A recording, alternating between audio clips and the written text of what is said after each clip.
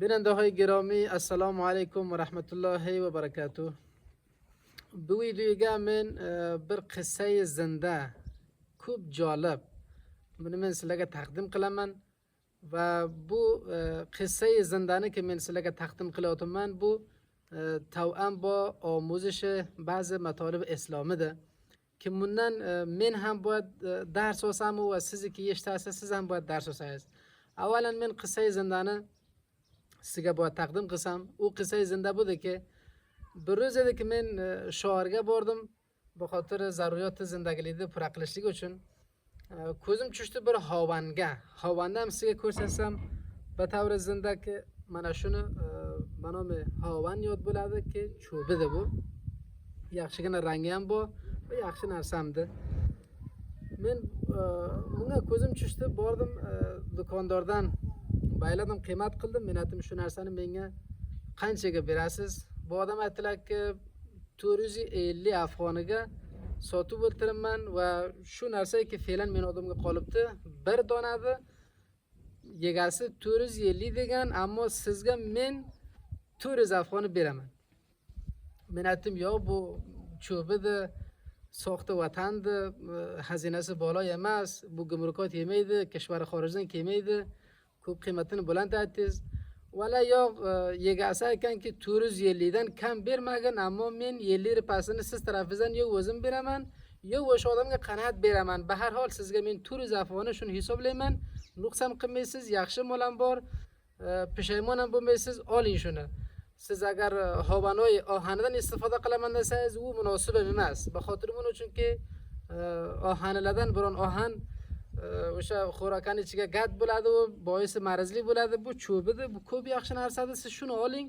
400 rupiya ish narsa emas ko'p yaxshi narsa munosib narsadir men 50 rupiya qiymati poyiniga sizga beryapman shundoq dedi bu gaplarni hammasini u sohibi mol aytdi menga men aytdim yo bu ko'p qiymat bo'lmaydi xo'p به هر حال bular keldi 350 afg'oniga men aytdim yo ko'p qiymat aytdingiz aytdilar hay oxiri 300 afg'on edi 300dan kamga hech bo'lmaydi men aytdim yo 300 rupiya ham ko'p qiymatli qiladi aytdilar xo'p siz qancha olasiz men aytdim yo men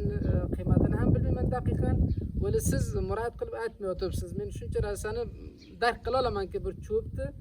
rang urilgandi soxta vatandi va bunga bir masorifi degasi yo'qdi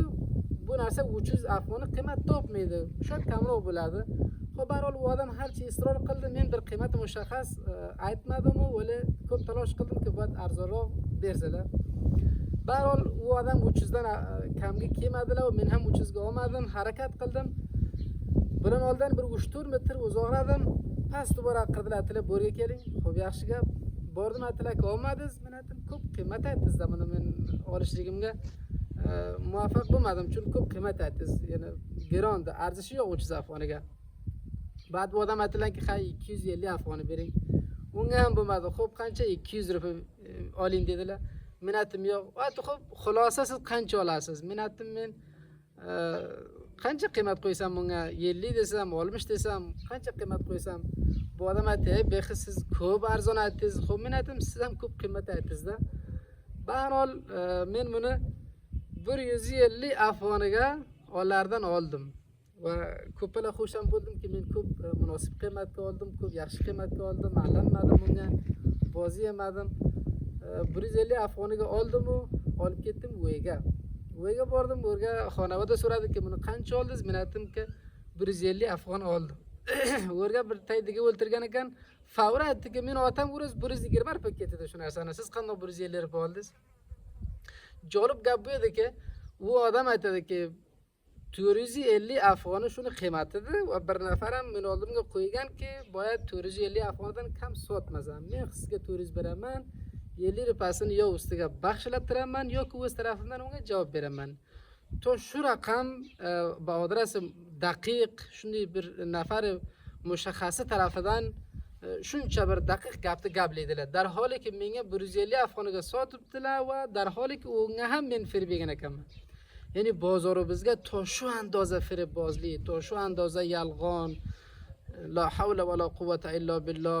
past bu bozorga qayerdan barakat keladi bu bozorga siz sadoqat yitiribsiz, bu bozorga adolatni yitiribsiz. Vaqtiki bir bozorga sadoqat va adolat va insofga yetdi, taban degan o'rdan sonra u bozordan barakat ham yetadi. Chun vaqtiki bir odam bahadaf firib, yolg'on aytib bir tane gardaniga bir savdoni uradi, durustki o'sha lahzaga pul ko'proq kissasiga kiradi, ammo mutmain bo'lsin u allataykan odam ki bu kissaga pul ziyod kiribdi, bu muvaqqatidir. Hatman joy degadan buni chiqishi bordi. Hatman Alloh mutol buni bir joy degadan uradi u, ya'niki bu odam undan benasib bo'ladi. Vaqtiki bir odam yolg'on aytib birtaga bir savdoni beradi, mutmain bo'lsin bu odam ki uni savdosiga, rizqi ro'ziga, moliga barakat kelmaydi va mutmain bo'lsinki Alloh bu odamdan noroz bo'ladi va mutmain bo'lsinki daroyandagi mushtarilar oldidan kam bo'ladi. Chun mushtari bir martaba allanadi, 2 martaba allanadi, 3 martaba allanadi, to qachongacha allanadi. Pas misol meniki shuncha da'vo bilan shuni men 150 rupiyaga olimman, pas men daqiqanki olib buruzdan baqaga bu jinsga men allanmayman har joyga borsam, yo o'sha do'kondordan degan savdo ola olmayman, chunki u odam firibboz u g'addor u beinsof u odil emas ekan u odam. Pas u odamdan men qanday jur'at qilib degan savdo olaman? Pas ey birodar akasizlar, do'kondorsizlar, ey birodar akasizlar, olib sotasizlar, bir andakana insofni dar nazar olinglar. Payg'ambar sallallohu alayhi va sallamdan rivoyat bu aytadilarki, man g'ashshana falaysa minna. Har kimiki taqalluq qiladi, firibkorlik qiladi, meni ummatim bilan, u mendan emas, ya'ni meni ummatimdan emas. Va hamchunon rost insonni najot beradi, yolg'on insonni halok qiladi. Pes binoan mana bu bir qissai zinda ediki sizga taqdim qildim va umid qilamanki bu qissai zindadan siz ibrat olsangiz va dars olsangiz. Chun aqibiga bir pand va nasihat hamki aytildi. Umid qilamanki Alloh mutol menga tavfiq amal nasib qilsin va ba'd